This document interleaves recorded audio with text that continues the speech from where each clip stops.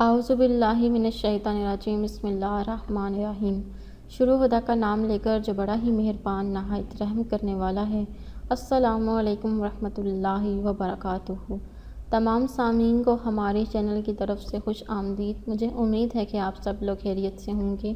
ناظرین، آج کا جو وظیفہ میں آپ لوگوں کی خدمت میں لے کر حاضر ہوئی ہوں، اگر آپ یہ وظیفہ کر لیں گے تو انشاءاللہ تعالیٰ جو آپ کا دشمن ہے وہ آپ کو تنگ کرنا چھوڑ دے گا، اور آپ کے دشمن کی جو زبان ہے جو کہ آپ کے خلاف بند نہیں ہوتی، وہ انشاءاللہ تعالیٰ اس کی زبان بند ہو جائے گی، اور وہ کسی قسم کا بھی الزام آپ پر نہیں لگا سکے گا۔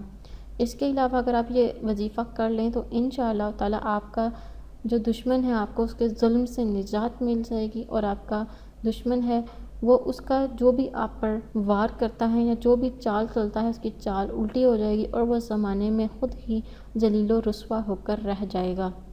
دوستو، وظیفہ بتانے سے پہلے میری آپ لوگوں سے چھوٹی سی درخواست ہے کہ آپ میری اس ویڈیو کو لائک ضرور کریں اور اپنے دوستوں کے ساتھ شیئر کریں۔ شیئر آپ لوگوں نے اس نیت کے ساتھ کرنا ہے کہ یہ ویڈیو آپ لوگوں کے لیے صدقہ جاریہ اور ایصال ثواب کا ذریعہ بنے گی۔ دوستو، ہو سکتا ہے کہ آپ کے شیئر کرنے کی وجہ سے کسی انسان کی بہت بڑی پریشانی یا مشکل حل ہو جائے، اور اس کا ثواب آپ کو بھی ملے گا۔ دوستو، اگر کسی شخص کو دشمن بہت تنگ کرتے ہوں اور طرح طرح سے زبان درازی اور تہمت بازی کرتے ہوں تو اس کو چاہیے کہ وہ سب سے پہلے آپ نے درود ابراہیمی پڑھ لینا ہے 3 دفعہ۔ 3 دفعہ درود ابراہیمی پڑھنے کے بعد آپ نے سورہ نور پڑھنی ہے۔